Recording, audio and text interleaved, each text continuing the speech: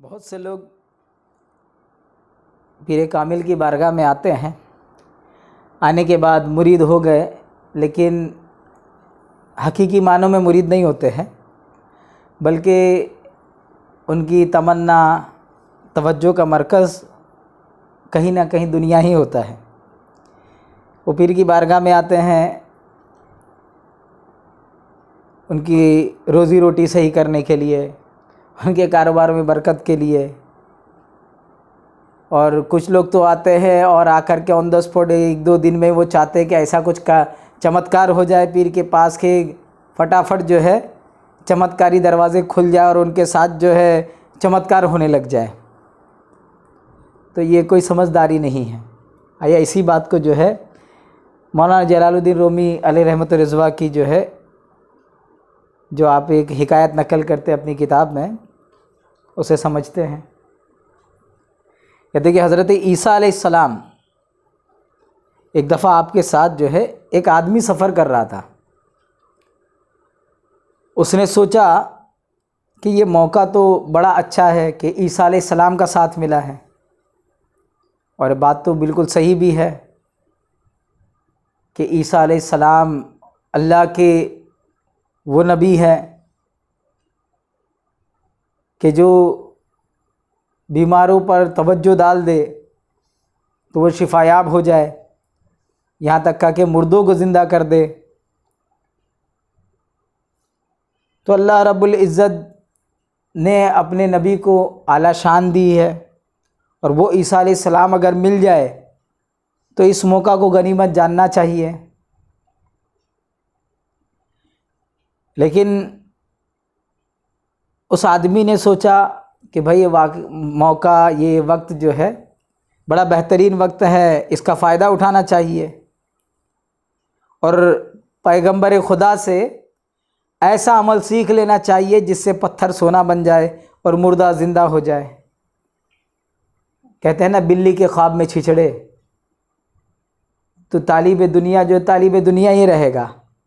جیسا کہ لوگ پیران اعظام کی بارگاہ میں آنے کے بعد بھی، جو اللہ والے کی بارگاہ میں آنے کے بعد بھی دنیا طلب کرتے ہیں، ویسا ہی حال اس آدمی تھا کہ اس نے یہ تو سوچا کتنی برگزیدہ شخصیت کے کا ساتھ ملا ہے، اور وہ ان کا ساتھ پانے کے بعد بھی تمنا دنیا ہی کی رکھی کہ کچھ ایسا ہنر سیکھ جائے کہ پتھر سونا بن جائے، مردہ زندہ ہو جائے۔ تو اس بیوقوف نے حضرت سیدنا عیسیٰ علیہ السلام سے کہا کہ یا حضرت مجھے بھی کوئی ایسا نسخہ دے دے کہ جس سے میری دنیا سنور جائے اور میں پڑھ کر پھونک ماروں تو مردہ زندہ ہو جائے۔ حضرت عیسیٰ علیہ السلام اس کی اس لب کشائی پر بہت زیادہ حیران ہوتے ہیں کہ اس کی حالت دیکھ لو کہ خود تو جو ہے مردار کی طرح ہے، خود کی حالت تو کوئی صحیح نہیں ہے، اور جو ہے ایک نبی کے رفاقت سے اپنے مردہ دل کا علاج کرانے کے بجائے، اپنے آپ کو صحیح کرنے کے بجائے، وہ اسے تاج و تخت چاہیے، اسے لوگوں کو کرامت دکھانا ہے، پتھر کو سونا بنانا ہے۔ حضرت عیسیٰ علیہ السلام نے ارشاد فرمایا کہ چپ ہو جاؤ، کہ یہ تمہارا کام نہیں ہے۔ اس مقام تک پہنچنے کے لیے منزلیں طے کرنی پڑتی ہیں۔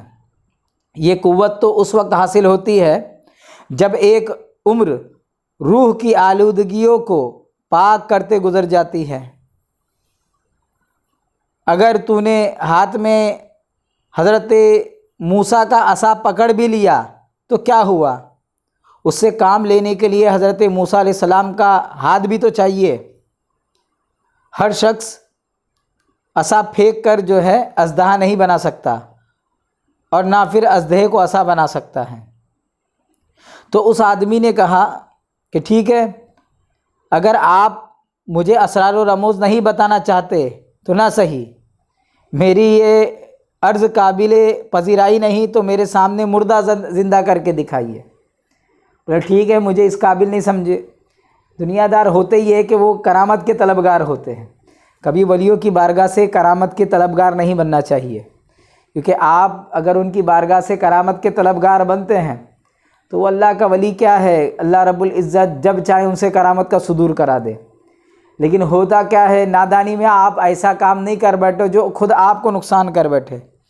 ایک مرتبہ اس کو تنبیہ کرنے کے بعد بھی وہ آدمی سدھرا نہیں۔ حضرت عیسیٰ علیہ السلام سے کہا ٹھیک ہے آپ مجھ کو نہیں سکھا سکتے تو صرف مجھ کو دکھا دیجئے۔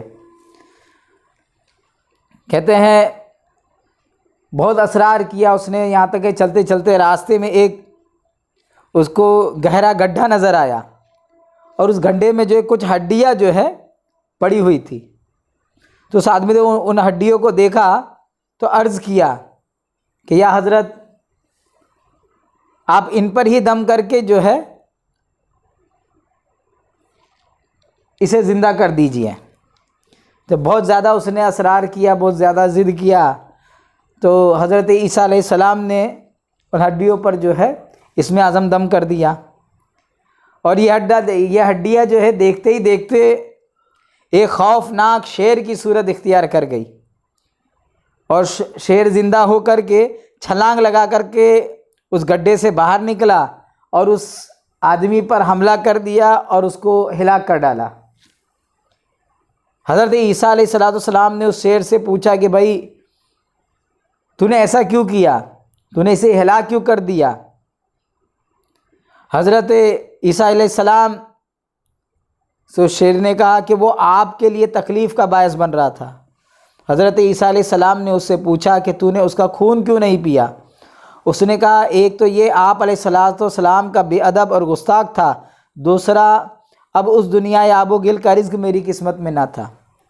تو پوری حکایت سننے کے بعد سمجھ میں آتی ہے کہ بڑے ہی ادب کے ساتھ اللہ والوں کی بارگاہ میں اپنا عریضہ پیش کرنا چاہیے، اور اگر وہ کسی چیز سے منع کر دے تو رک جانا چاہیے۔